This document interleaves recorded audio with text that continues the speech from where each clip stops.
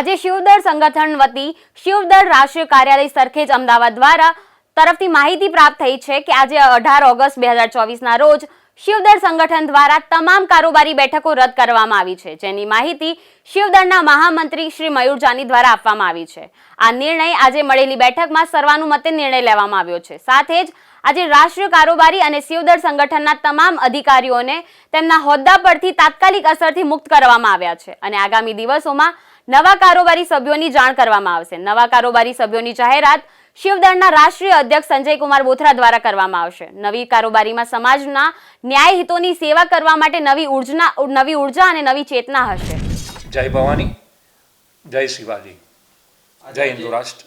મુખ્ય કારણ એ હેતુ છે અમારો કે શિવદળના ઘણા બધા અમારા સંગઠનને 2-3 વર્ષથી ચાલી રહ્યું છે। આજ રોજ શિવદળની અમે કાર્યકારિણી ભંગ કરી રહ્યા છીએ રાષ્ટ્રીય અધ્યક્ષ શ્રી સંજય કુમાર બોથરાજીના આદેશ અને જ્ઞાન અનુસાર।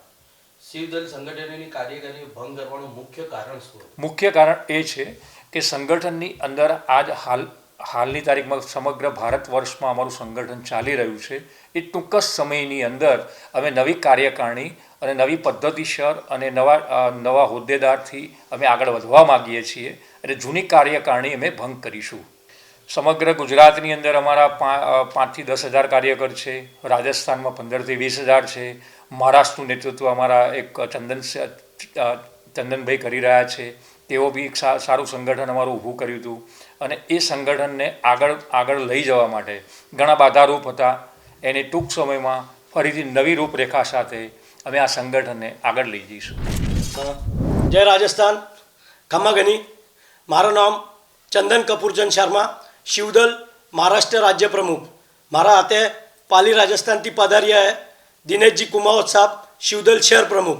आज शिवदल में संजय जी बोथरा, शिवदल राष्ट्रीय प्रमुख, इनोरा आदेश थी संपूर्ण राष्ट्रीय कार्यकारिणी भंग कर रहा। आवन वाला टाइम माते शिवदल री संपूर्ण राष्ट्रीय कार्यकारिणी नवाथी स्थापित होएला। आप सबने जय राजस्थान, खम्मागनी। શું નામ છે સર આપનું? મારું નામ હાસ્યન પટેલ છે। સર, તમે શિવદળમાં શેની ભૂમિકા નિભાવતા હતા?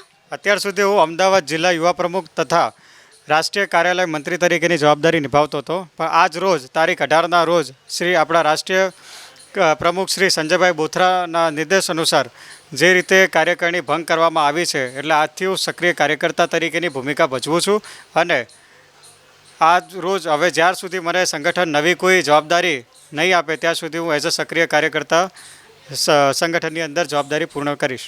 સર, શા માટે આપ કહો છો કે કાર્યાલય કરવણીનો જે ભંગ કરવામાં આવ્યો છે, શા માટે કરવામાં આવ્યો છે તેની માહિતી આપશો? આવનાર સમયની અંદર શિવદળ સંગઠન દરેકનો જવાબ આપશે અને નવી કાર્યકારિણી સાથે દરેક જે બી કંઈ નવું આવશે રાષ્ટ્રીય પ્રમુખ દ્વારા કાં તો રાષ્ટ્રીય મંત્રી અને દરેકના ઉપરની બેઠકથી એટલે રાષ્ટ્રીય પેનલમાંથી કોઈ પણ નિર્દેશ આવશે તો એ દરેક મીડિયાની અંદર જાહેર કરવામાં આવશે।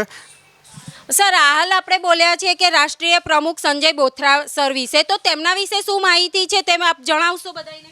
હા, આપણા રાષ્ટ્રીય પ્રમુખ શ્રી સંજયભાઈ બોથરા સાહેબ એ સમાજના કલ્યાણ માટે આ શિવદળ સંગઠન બનાવવામાં આવેલ હતું અને આ જે સંગઠન છે એ સંગઠન શ્રી આપણા બાલાસાહેબ ઠાકરેના નિર્દેશ અનુસાર આ સંગઠન ચાલી રહ્યું છે અને આવનાર સમયમાં બી આ સંગઠન એની સારી ભૂમિકા ભજવશે। હાલ જે આ ક્લેશને લોકોમાં લાગણી દુભાઈ હોય કે એવું કશું હોય તો એવું કશું જ નથી। અમે બી એક સક્રિય કાર્યકર્તાની ભૂમિકા નિભાવી રહ્યા છીએ અને દરેક પદાધિકારીઓએ એ ભૂમિકા નિભાવે। આવનાર સમયમાં જે કંઈ હશે એ સંજયભાઈ બોથરા સાહેબ પોતે આવીને ડિસ્ક્લોઝ કરશે। જે કંઈ હશે આવનાર સમયમાં દરેક મીડિયા તથા દરેકને ખબર પડશે।